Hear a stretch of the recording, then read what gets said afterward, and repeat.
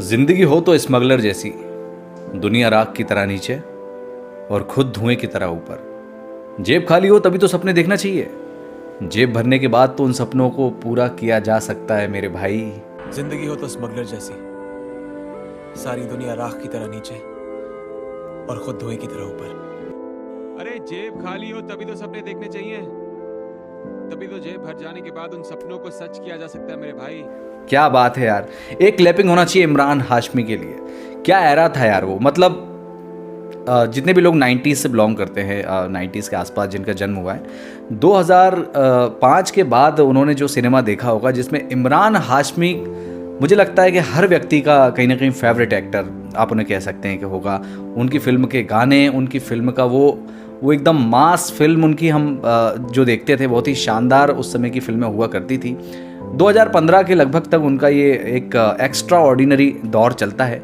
फिर उनकी लाइफ में कुछ ऐसा होता है कि वे थोड़ा सा कुछ बदलाव उनकी लाइफ में होता है। उनके बेटे को कैंसर हो जाता है और वे उसकी लड़ाई लड़ते हैं, काफ़ी अरसे तक वे उसकी लड़ाई लड़ते हैं और फाइनली 2019 में उनके बेटा जिसका नाम अयान हाशमी है, वो कैंसर से मुक्त हो जाता है। कैंसर की बीमारी से लड़ के वो उसे हरा देता है और इमरान हाशमी एक बार फिर से वापसी करते हैं।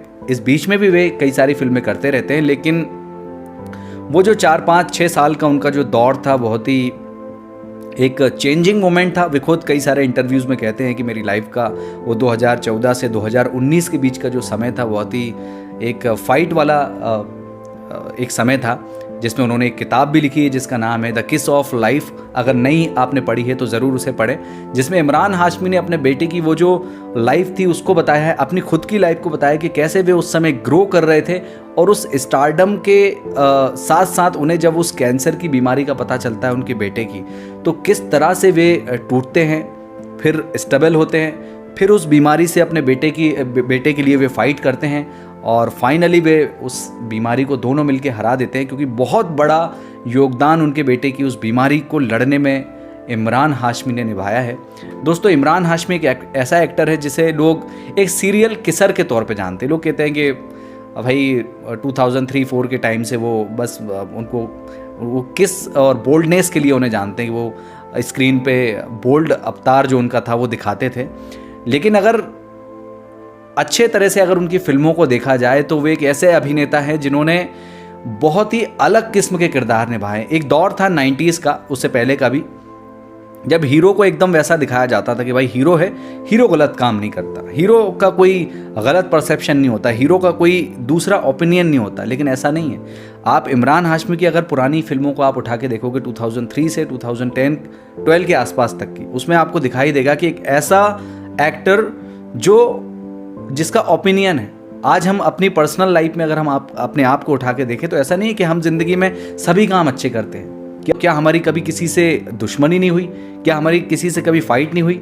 यही सब तो इमरान हाशमी ने अपनी फिल्मों में दिखाया है। आप उस बोल्डनेस को एक साइड एक हटा दो तो आप देखोगे कि कितनी रियलिस्टिक चीज़ें उनकी फिल्मों में दिखाई देती है, जहाँ पे वे ऐसी लाइफ को दिखाते हैं कि एक्टर के दोनों परसेप्शन को दिखाते हैं कि भाई अगर वो हीरो है तो हीरो की लाइफ में भी कुछ ना कुछ खराब ज़रूर हुआ होगा, वो कुछ लोगों के लिए गलत वो भी होगा।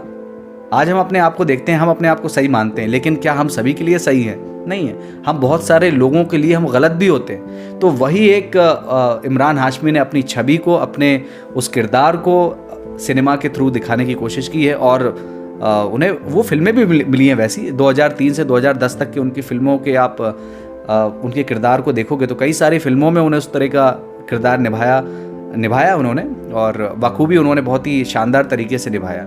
शुरुआत से बात करते हैं इमरान हाशमी की। आज पूरा वीडियो हम उन पे बनाने वाले हैं, चूँकि वे एक वेब शो लेके इस समय OTT पे आ रहे हैं और जिसका नाम है शो टाइम, और वो भी एक ऐसा शो है जिसमें उन्होंने फिल्मों के पीछे की लाइफ को दिखाया है, मतलब पर्दे के पीछे की लाइफ को दिखाया है।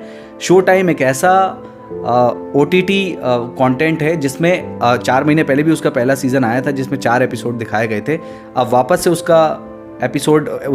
से उसके सीज़न को लेके आया गया है, जिसमें फिल्मों के पीछे क्या होता है, रिव्यू सिस्टम क्या होता है, प्रोड्यूसर कैसे वर्क करते हैं, कैसे फिल्मों को सेल आउट किया जाता है, कैसे फिल्मों को दर्शकों के सामने लेके आया जाता है, उसके पीछे की पूरी जो कहानी है, अगर आप फिल्मों से जुड़े हैं तो ज़रूर आपको, मैं भी इमरान हाशमी का बहुत ही बड़ा एक ह्यूज फ़ैन हूँ मैं, तो मैं बिल्कुल रिकमेंड करूँगा कि आप भी इस फिल्म को ज़रूर, इस वेब शो को आप ज़रूर देखें, हम इंजॉय कर पाएंगे उसे। लेकिन आज हम इमरान हाशमी की पूरी लाइफ को आपके सामने बताने वाले हैं। लेकिन मेरा उससे पहले आप सभी से रिक्वेस्ट है कि ज़ीरो टू हीरो एक ऐसा चैनल है जहाँ पे हम एक ऐसे इंसान की कहानी सुनाते हैं जो ज़ीरो पे था, लेकिन अपनी मेहनत, अपने जोश और जुनून के दम पे उसने दुनिया को जीतते हुए अपना एक मुकाम सेट किया है। तो आज इमरान हाशमी का हम बैकग्राउंड आपको बताएंगे कि कैसे वे ज़ीरो से हीरो बने। लेकिन उससे पहले मेरी आप सभी से एक रिक्वेस्ट है कि आप इस चैनल को सब्सक्राइब ज़रूर करें, हम भी मोटिवेट होते रहें और आपके लिए कुछ ऐसे वीडियोस हमेशा लेकर आते रहें ताकि हम भी आपको मोटिवेट कर सकें। तो चलिए शुरू करते हैं इमरान हाशमी की लाइफ के बारे में। मेरा नाम शरारत है, मलिका शरारत।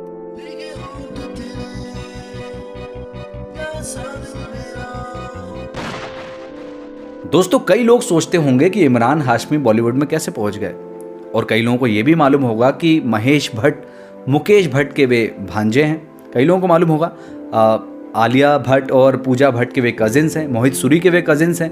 लेकिन कैसे वे फिल्मों में एंट्री करते हैं, तो पूरी जानकारी हम आपको बताएंगे। सबसे पहले शुरू करते हैं कि उनका जन्म 1979 में 24 मार्च को हुआ था। मुंबई में जन्म उनका हुआ था। उनके पिता का नाम अनवर हाशमी था और उनकी माँ का नाम माहिरा हाशमी था।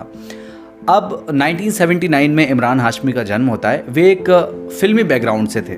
उनके माता पिता कोई फिल्मों में काम नहीं करने वाले थे, लेकिन उनकी दादी, जिनका नाम था मेहरबानो मोहम्मद अली, जो कि बहुत ही प्रख्यात उस समय की 40s 50s के टाइम की एक अभिनेत्री थी, जिन्होंने कई सारी फिल्मों में काम किया। उन्होंने फिल्म जंजीर में अमिताभ बच्चन की माँ का रोल किया था, आप देख सकते हैं वो।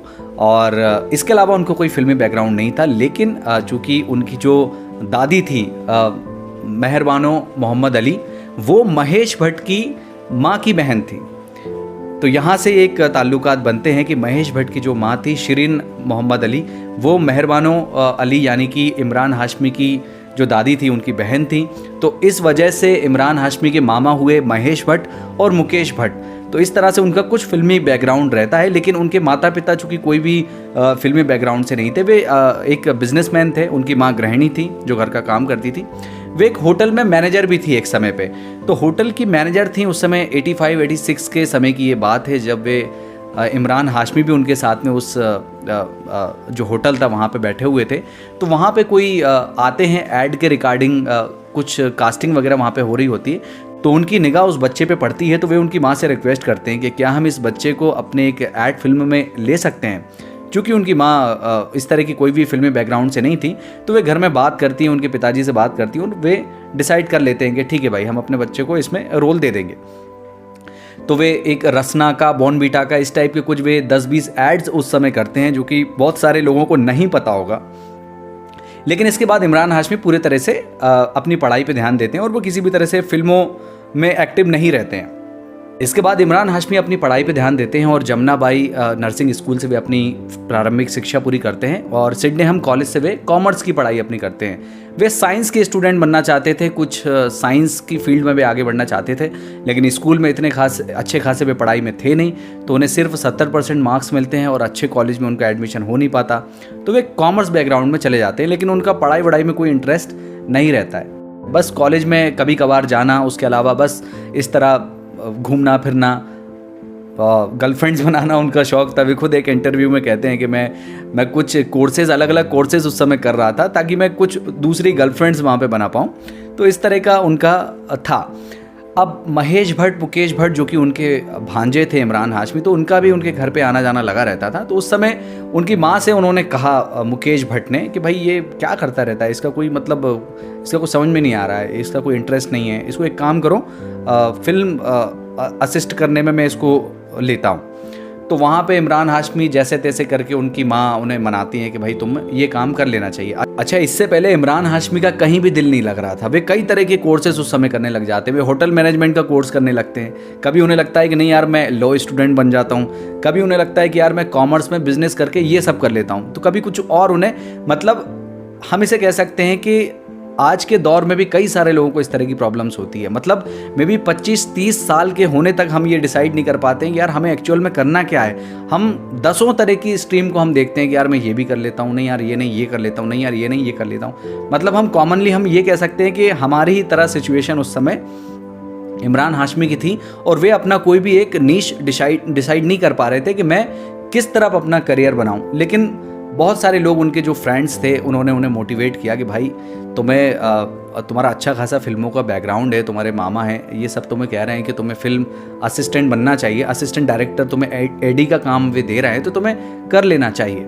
तो वे अपने फ्रेंड्स और अपनी माँ के कहने पे फिल्म असिस्टेंट डायरेक्टर का काम करने लग जाते हैं मुकेश भट्ट के साथ में, महेश भट्ट के साथ में। तो वे फिल्म कसूर के सेट पे सबसे पहले एडी का काम करते हैं, वे असिस्टेंट डायरेक्टर का काम करते हैं। उसके बाद फिल्म जब 2000 में राज फिल्म आई थी, तब वे एडी का काम राज फिल्म के अंदर करते हैं। यहाँ पे ये सब चीज़ें उनकी चलती रहती है, एडी का काम वे करते हैं। अब एडी का काम करते करते एक दिन महेश भट्ट उनसे कह देते हैं कि भाई मुझे ना तुम्हारे अंदर कोई एक्टर दिखाई देता है। अब ये बात सुन के इमरान हाशमी थोड़ा सा वो हो जाते हैं कि अरे यार ये कैसी बात कर रहे हो मामा, मैं कहाँ मतलब मैं ऐसा नहीं कहते, मैं बता रहा हूँ आपको। तो इमरान हाशमी एकदम टोटली उसको इग्नोर कर देते कि नहीं नहीं ऐसा नहीं है, मैं बिल्कुल, मैं एक्टिंग के बारे में भी नहीं जानता हूँ, मुझे बिल्कुल भी नहीं आता, मुझे कुछ भी नहीं आता एक्टिंग के बारे में।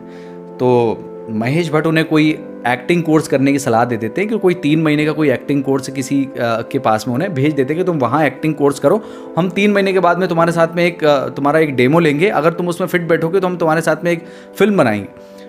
तो वे तो मना करते हैं, लेकिन चूंकि फिर से उनके फ्रेंड्स वगैरह उन्हें कहते हैं कि भाई इतना अच्छा रोल मिल रहा है, इतना अच्छा तुम्हें सपोर्ट मिल रहा है, फिल्मों का बैकग्राउंड है तुम्हारा, तुम्हें तो करना चाहिए। लाखों लोग हैं जो इस तरह की मेहनत कर रहे हैं लेकिन फिर भी नहीं कर पा रहे हैं, तुम्हें बना बनाया ये सब चीज़ें मिल रही है लेकिन फिर भी तुम करना नहीं चाहते हो। तो इमरान हाशमी ने जैसे तैसे करके उनकी बात मानी और कहा कि चलो ठीक है मैं ये करता हूँ। तो वे वो जो कोर्स था एक्टिंग का वे करने चले जाते हैं। अब यहाँ पे कोर्स करते समय एक फिल्म थी जो गोविंदा की उस समय आने वाली थी, ये ज़िंदगी का सफ़र। उस फिल्म में गोविंदा थे और अमीषा पटेल थी। महेश भट्ट साहब उस फिल्म को बनाना चाहते थे, विशेष फिल्म आई थिंक वो फिल्म बना रहा था, लेकिन उस समय किसी कारण से गोविंदा जी अपनी डेट्स वगैरह उनकी नहीं मिल पा रही थी, तो उस फिल्म से वे हट जाते, वे उसमें काम नहीं कर पाते हैं। अब यहाँ पे इमरान हाशमी को 1 महीना हो गया था अपना क्रैश कोर्स एक्टिंग वाला करते हुए। तो इमरान को यहाँ पे ऑफ़र दिया जाता है कि भाई गोविंदा जी का ऐसा ऐसा शेड्यूल है, वे नहीं कर पा रहे, हम तुम्हें लेके ये फिल्म बनाना चाहते हैं। अब इमरान हाशमी एकदम साइलेंट, मतलब उन्हें समझ में नहीं आ रहा था कि भाई ये क्या हो रहा है, मुझे तो कुछ आता ही नहीं है, मैं कैसे करूँगा, मैं नहीं कर पाऊँगा। लेकिन फिर उन्हें थोड़ा सा महेश भट्ट साहब ने, मुकेश भट्ट साहब ने, विक्रम भट्ट साहब ने उन्हें मनाया कि नहीं तुम ऐसा कर सकते हो, और हम वो जो 1 महीने में तुमने सीखा है, तुम्हारे जो टीचर थे उन्होंने हमें बताया कि तुम बहुत अच्छा कर रहे हो, एकदम नेचुरल एक्टिंग तुम करते हो। तो इमरान हाशमी रेडी हो जाते हैं। लेकिन यहाँ पे ट्विस्ट ये आता है कि जो वहाँ की उस फिल्म की हीरोइन थी यानी कि अमीषा पटेल, वो मना कर देती हैं, कहती कि नहीं यार मैं एकदम न्यू कमर जो लड़का है, जो अभी अभी फिल्म बैकग्राउंड में उसका कुछ ऐसा एक्सपीरियंस भी नहीं है, मैं उसके साथ कैसे फिल्म कर सकती हूँ, क्योंकि उस समय उनकी एक फिल्म हिट हुई थी कहो ना प्यार है, तो वो एक बड़ी स्टार उस समय थी। तो उन्होंने इमरान हाशमी के साथ में फिल्म करने से मना कर दिया। अब इमरान को ये बात बहुत बुरी लगी, क्योंकि वे एकदम माइंड अपना सेट कर चुके थे कि नहीं अब मुझे एक्टर बनना है और मैं फिल्म करने के लिए तैयार हूँ। लेकिन अमीषा जी के मना करने पर इमरान हाशमी टूट जाते हैं, उन्हें लगता है कि यार मुझे इस फिल्म से हटा दिया गया। उसके बाद वे वापस से अपनी चीज़ों में लगे रहते हैं। थोड़ी दिन के बाद में उन्हें फिल्म फुटपाथ में कास्ट कर लिया जाता है, जो कि विशेष फिल्म की एक फिल्म थी फुटपाथ, जिसमें आफताब शिब्दसानी भी थे, और उस फिल्म के लिए इमरान हाशमी को एक रोल दिया जाता है, जो कि एक आई थिंक जिसने भी फुटपाथ देखी है उसमें इमरान का वो रोल देखा होगा, तो इमरान को वो दिया जाता है। इमरान हाशमी इतने ज़्यादा उसके लिए हेजिटेट होते हैं उस फिल्म को करने के लिए, लेकिन विक्रम भट्ट साहब और महेश भट्ट साहब उन्हें बहुत मनाते हैं कि नहीं तुम कर लोगे, हमने तुम्हारे टीचर से बात कर ली है, तुम ऐसा करके, क्योंकि उन्हें सपोर्ट था।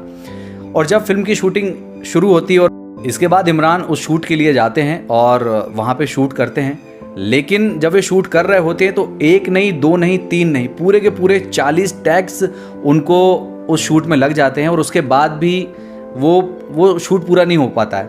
इमरान इस समय बहुत ज़्यादा नर्वस थे, बहुत ही ज़्यादा हेजिटेट थे कि यार मुझसे नहीं हो पा रहा है, और क्लियरली महेश भट्ट साहब को ये बोल देते हैं कि मैं नहीं कर पा रहा हूँ। लेकिन विक्रम भट्ट साहब जो कि उस फिल्म में डायरेक्ट कर रहे थे, उन्होंने फिर उसे समझाया कि नहीं तुम अच्छा कर रहे हो और तुम कल आओ, वापस से इस सीन को करेंगे और तुम डेफिनेटली अच्छा करोगे। इमरान बताते हैं कि उस सीन के लिए वे रात भर सोए नहीं, रात भर में उन्होंने करीब 100 बार उस डायलॉग को बोला, और फाइनली जब वे अगले दिन उस फिल्म को शूट करने के लिए गए तो पहले ही टेक में वे उस शॉट को क्लियर कर लेते हैं और शानदार अभिनय वहाँ पे वे अपना करते हैं। इसके बाद वो फिल्म रिलीज़ होती है। बॉक्स ऑफिस पर वो फिल्म बुरी तरह से पिट जाती है, लेकिन आलोचकों ने जितना भी मतलब क्रिटिक्स ने उस समय देखा तो उसमें इमरान हाशमी के जो किरदार था उसकी बहुत ही ज़्यादा तारीफ की गई और कहा गया कि यार ये तो एकदम शानदार अभिनय इमरान ने उस फिल्म में किया है। इस फुटपाथ पे अपना लाइफ खत्म, खलास, अपने को जाने का इधर से। इस फिल्म के बाद उन्हें मर्डर फिल्म ऑफर की जाती है जो कि विशेष फिल्म्स की फिल्म थी, और 2004 में वो फिल्म आती है और एकदम शानदार बॉक्स ऑफिस पर वो कमाई करती है, और 5 करोड़ में बनने वाली मर्डर फिल्म 25 करोड़ रुपए की कमाई करती है 2004 में। उस समय हम कह सकते हैं कि बहुत बड़ी एक मोटी रकम उस समय उस फिल्म में कमाई थी। बॉक्स ऑफिस पर आराम बहुत ही शानदार फिल्म ने कमाई की थी, और आप देख सकते हैं 5 करोड़ में बनने वाली एक फिल्म 25 करोड़ का वो कारोबार करके जाती है, मतलब 4-5 गुना ज़्यादा उस फिल्म ने कमाई की। लेकिन इस फिल्म के जो बोल्ड सीन थे उन्होंने इमरान को ज़्यादा हाईलाइट किया।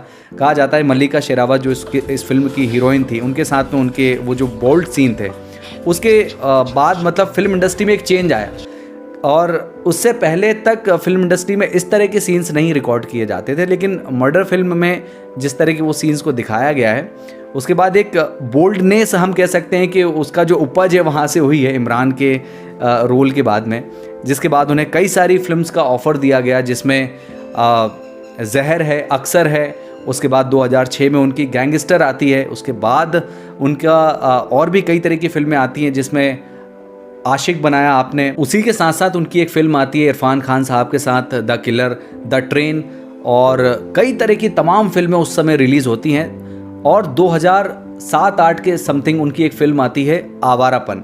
ये फिल्म बॉक्स ऑफिस पर बुरी तरह से पिट जाती है, लेकिन लोगों ने इसको बाद में इतना प्यार दिया, इतना सराहा कि इमरान हाशमी एक बहुत ही मासी एक्टर बन के सबके सामने आ जाते हैं।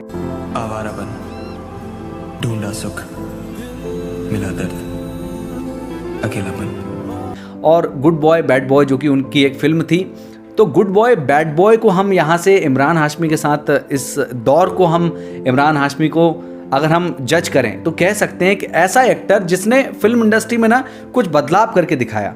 मतलब एक जो हीरो की इमेज थी कि भाई फिल्म के अंदर हीरो हीरोइन को बचा रहा है या कोई लड़ाई लड़ रहा है, लेकिन इमरान का जो किरदार फिल्मों के अंदर होता था वो बहुत ही समथिंग डिफरेंट, मतलब एक ऐसा किरदार जो इंटरवल से पहले लोगों के लिए एक विलन बना हुआ है, लेकिन जब वो फिल्म ख़त्म हो रही है तो वो एक हीरो बन के लोगों के जहन में जा रहे हैं।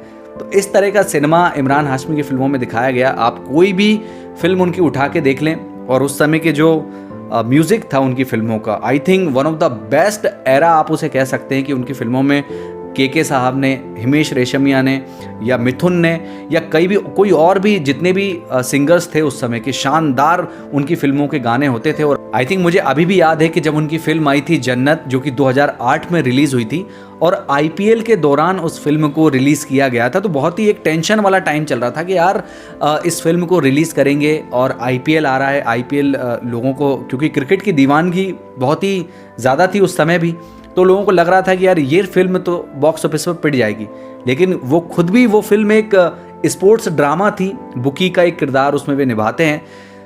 जन्नत ने पूरे तरह से बॉक्स ऑफिस पर लोगों के जो रिएक्शन था उसको बिल्कुल अलग कर दिया, और तमाम लोगों को, आलोचनाओं को दरकिनार करते हुए एकदम फिल्म सुपरहिट साबित हुई। और बॉक्स ऑफिस पर फिल्म ने झंडे गाड़े ही गाड़े, लेकिन साथ में उस फिल्म का जो म्यूज़िक था बहुत ही सुपरहिट म्यूज़िक था। मुझे आज भी वो गाना याद आता है, ज़रा सी दिल में दे जगह तू, ज़रा सा अपना ले बना। सुपर यार, मतलब मैं तो हैट्स ऑफ करूँगा इमरान भाई को कि उन्होंने इस तरह के गाने हमें मौका दिया।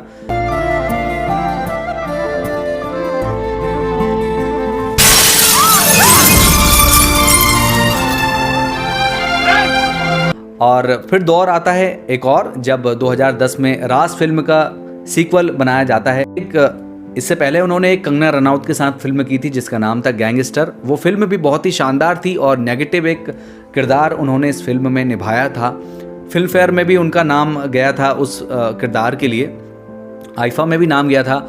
इसके बाद कंगना रनौत के साथ वे फिल्म करते हैं राज द मिस्ट्री, और वो फिल्म भी हॉरर फिल्मों के जॉनर में बहुत ही शानदार साबित होती है और सारे रिकॉर्ड्स उस समय वो तोड़ देती है।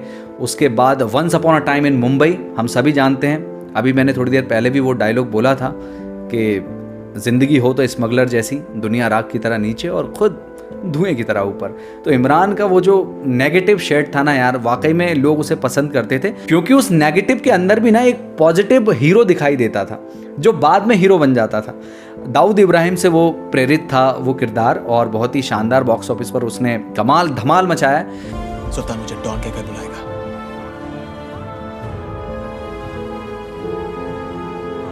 और उसके बाद डर्टी पिक्चर में भी दिखाई देते हैं। अब इस दौर तक इमरान हाशमी एक बहुत ही अच्छे सक्सेसफुल एक्टर बन चुके थे और कोई भी डायरेक्टर, कोई भी प्रोड्यूसर उनके ऊपर दाव खेल जाता था, क्योंकि उन्हें लगता था कि यार ये एक ऐसा हीरो है जिस पे दाव आसानी से लगा सकते हैं। फिल्म अगर बहुत बड़ी हिट नहीं होगी ना तो फिल्म बहुत बड़ी फ्लॉप भी नहीं होगी, मतलब एक औसत दर्जे की फिल्म आपको इमरान हाशमी निकाल के दे देते थे।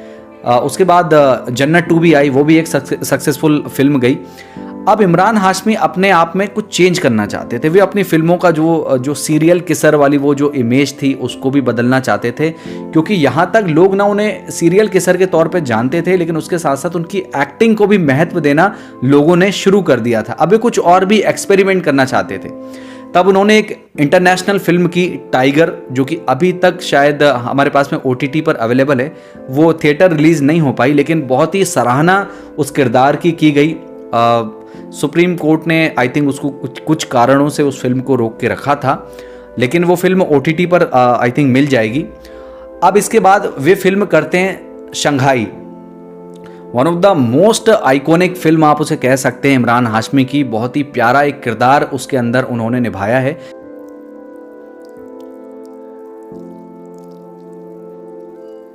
जिन्होंने अभी तक शंघाई नहीं देखी है तो मैं रिकमेंड करूंगा कि ज़रूर उस फिल्म को देखें आप। एक अलग इमरान हाशमी आपको उस फिल्म के अंदर दिखाई देगा। उस फिल्म का एक जो ट्रैक है दुआ, I think one of the most loved एक सॉन्ग है। उसके बाद इमरान हाशमी दिखाई देते हैं फिल्म घन चक्कर में, और तमाम तरह की फिल्में उस दौर में आती हैं, राजा नटवर लाल आती है। लेकिन अब इस दौर में जब वे एक सक्सेसफुल एक्टर बन चुके हैं तब उनको एक खबर आती है। अब इस खबर को बताने से पहले मैं आपको बताना चाहूँगा, जो मैं भूल गया हूँ, कि जब वे कॉलेज के दिनों में थे तो वे एक लड़की से प्यार करते थे जिसका नाम है परवीन साहनी। वे 3 सालों तक परवीन साहनी को पटाने की कोशिश करते हैं, लेकिन वे नहीं मानती हैं। लेकिन फाइनली 3 सालों के बाद वे मान जाती हैं, और जब वे कॉलेज के दिनों में थे तब की ये बात है। और 2006 में उनकी शादी परवीन साहनी से हो जाती है। 2006 में उनकी शादी होती है। 2010 में उनके एक बेटे का जन्म होता है जिसका नाम है अयान हाशमी। और 2014 में जब वे अच्छी खासी फिल्में कर रहे थे, शंघाई उनकी हुई थी और राजा नटवर लाल और वगैरह वगैरह, जब उस समय मतलब उनका करियर एकदम पीक पे था, उस समय खबर आती है कि उनके बेटे को कैंसर है। ये बहुत ही एक दुखद एक खबर होती है इमरान के लिए। और वे किसी फिल्म की शूटिंग कर रहे होते हैं, वहाँ से वापस आते हैं, उनके बेटे का इलाज वे चालू करते हैं और काफ़ी स्ट्रगल वे उस समय कर रहे होते हैं, क्योंकि एक स्टार एक्टर जो अपने लाइफ के, अपने जीवन के उस पीक पर है, वे उसको भी संभालना चाहते हैं। साथ साथ वे अपने बेटे की जो बीमारी है, गंभीर बीमारी है, कैंसर जैसी बीमारी उसे हो जाती है अयान हाशमी को, वे उसमें भी वे दिलो जान से लगे रहते हैं कि मुझे कैसे भी करके ये बीमारी को अयान की ठीक करना है। वे कनाडा जाते हैं, वहाँ पे ऑपरेशन करवाते हैं और लगातार कई सालों तक वे अपने बेटे की इस गंभीर बीमारी में वे बहुत बड़े हीरो के तौर पे लगे रहते हैं। फाइनली 2019 में उनके बेटे की जो कैंसर की बीमारी थी वो ख़त्म हो जाती है। 5 सालों तक लगातार वे संघर्ष करते रहते हैं, लेकिन इस बीच में इमरान बहुत ही ज़्यादा अपनी लाइफ में उनके चेंजेस आते हैं और इसके बाद वे एक किताब लिखते हैं जिसका नाम है द किस ऑफ लाइफ। वे बिलाल सिद्दीकी के साथ में मिलकर इस किताब को लिखते हैं और बहुत ही शानदार ये किताब जिसमें वे अपने सारे एक्सपीरियंस को, जितना भी उन्होंने अपनी लाइफ में फेस किया था शुरू से लेके आखिरी तक, और कैसे एक स्टार रहते हुए वे उस कैंसर जैसी बीमारी से, अपने बेटे की बीमारी से लड़ रहे थे, कैसे अपनी पर्सनल लाइफ को भी वे संभाल रहे थे, तो पूरा उस किताब के अंदर उन्होंने मेंशन किया है। और अपने बेटे के लिए वे एक सुपर हीरो बनते हैं। 2019 में उनके बेटा पूरे तरह से कैंसर से मुक्त हो जाता है और वो ठीक हो जाता है। इस बीच में 2015-16 के बाद उनकी कई सारी फिल्में आई जिसमें अजहरुद्दीन, मोहम्मद अजहरुद्दीन पे उन्होंने एक बायोग्राफी जो फिल्म थी वो की, अजहर, उसके बाद राज द रीबूट। इसके बाद वे रेड चिलीज़ के साथ में बार्ड ऑफ ब्लड करते हैं जो कि एक नेटफ्लिक्स पर रिलीज़ होने वाली सीरीज़ थी जिसमें वे शाहरुख खान की जो कंपनी है रेड चिलीज़ एंटरटेनमेंट, उसके प्रोडक्शन में उन्होंने ये फिल्म की थी। बहुत ही प्यारा उस फिल्म को बनाया गया है और बिलाल सिद्दीकी जो कि राइटर थे उनके ही नाम पे इस फिल्म में वे किरदार निभाते हैं। चूँकि वो फिल्म का जो कहानी थी वो बिलाल सिद्दीकी ने ही लिखी थी। 2017 में ये फिल्म रिलीज़ होती है। उसके बाद 2019 में वे चेहरे फिल्म करते हैं जो कि अमिताभ बच्चन के साथ में थी। फिर मुंबई सागा और ऐसी कई तरह की तमाम फिल्में वे उस समय करते हैं। और लेकिन ये सारी की सारी फिल्में उस समय उनकी उतनी अच्छी खासी नहीं चल रही थी। जो दौर एक इमरान हाशमी ने देखा था, इसमें अब एक अलग तरह का इमरान हाशमी 2015-16 के बाद दिखाई देता था। वो एक मैच्योर इमरान हाशमी दिखाई देता था। लेकिन वो जो एक कल्ट क्लासिक एक फिल्में देने वाला इमरान हाशमी, वो एक मासी फिल्में देने वाला इमरान हाशमी शायद गुमनाम सा हो गया। कुछ अलग तरह की एक्सपेरिमेंट वाली फिल्में वे करने लगे, लेकिन वे फिल्में कुछ भी कमाल नहीं दिखा पा रही थी और बॉक्स ऑफिस पर वे फिल्में लगातार फ्लॉप हो रही थी। उसके बाद वे हाल ही में 2023 में टाइगर 3 में दिखाई दिए जिसमें वे सलमान खान के साथ दिखाई देते हैं और बहुत ही एक इम्प्रेसिव कैरेक्टर उन्होंने उस फिल्म के अंदर निभाया है जिसमें वे एक नेगेटिव किरदार के अंदर दिखाई देते हैं। और फाइनली अभी 2024 में एक फिल्म, एक वेब शो लेकर वे आए हैं जिसका नाम है शो टाइम, जो कि बहुत ही एक चर्चित एक वेब सीरीज़ बन गई है जो कि डिज्नी हॉटस्टार पर अवेलेबल है, जिसका पहला सीज़न आ चुका है लेकिन सेकंड सीज़न इस समय आया है। और इमरान हाशमी आज काफ़ी सारे यूट्यूब चैनल्स पे भी इस सीरीज़ का प्रमोशन करते हुए दिखाई दे रहे हैं और काफ़ी अच्छा इस फिल्म सीरीज़ को बनाया गया है क्योंकि इसमें फिल्मों के पीछे की जो लाइफ है, जो पर्दे के पीछे की लाइफ है, उसको दिखाया गया है कि कैसे रिव्यू सिस्टम काम करते हैं, कैसे पैसे देकर फिल्म के रिव्यू बनवाए जाते हैं, कैसे प्रोड्यूसर काम करते हैं, कैसे वो जो फिल्मों के पीछे जो धांधली होती है उसका पूरा का पूरा पर्दाफाश हम कह सकते हैं इस फिल्म में इमरान हाशमी ने दिखाया है। और एक पुराना जो इमरान हाशमी हम कहते थे वो वापस से हमें दिखाई दिया इस फिल्म में। तो दोस्तों, ये इमरान हाशमी की फिल्म जो ज़िंदगी थी उसके बारे में मैंने आज ये वीडियो बनाया है और one of the most favourite मेरे एक्टर्स में से एक है इमरान हाशमी, जिनको मैं शुरू से मैं उनकी फिल्में देखना पसंद करता हूं, उनके गाने में गुनगुनाना पसंद करता हूं और कई तरह के म्यूज़िक एल्बम्स भी उन्होंने बनाए हैं, वो भी काफ़ी पसंद लोगों ने किए हैं। और दोस्तों, इमरान हाशमी की ज़िंदगी की ये जो कहानी मैंने आपको सुनाई है ये इसलिए भी महत्वपूर्ण हो जाती है, कई सारे मिडिल क्लास फैमिली में ये प्रॉब्लम्स होती है लड़कों के साथ में, लड़कियों के साथ में, कि वे अपना करियर ऑप्शन चुनने में बहुत ही ज़्यादा कंफ्यूज रहते हैं। उन्हें लगता है एक टाइम पे कि यार मैं ये कर लेता हूँ, एक टाइम के बाद किसी और से प्रभावित होकर उन्हें लगता है कि यार ये कर लेता हूँ, फिर किसी और से प्रभावित होकर उन्हें लगता है कि मैं ये कर लेता हूँ। जो लोग मिडिल क्लास फैमिली से होंगे और जो अपने करियर वाली फील्ड में बहुत कंफ्यूज होंगे, वो इस चीज़ से रिलेट कर पा रहे होंगे कि हम जब अपनी कॉलेज वाली जो लाइफ में होते हैं ना, उस समय हम बहुत ज़्यादा कंफ्यूज होते हैं कि यार हमें वाकई में हमें करना क्या चाहिए। तो वो कंफ्यूजन इमरान के साथ में भी था।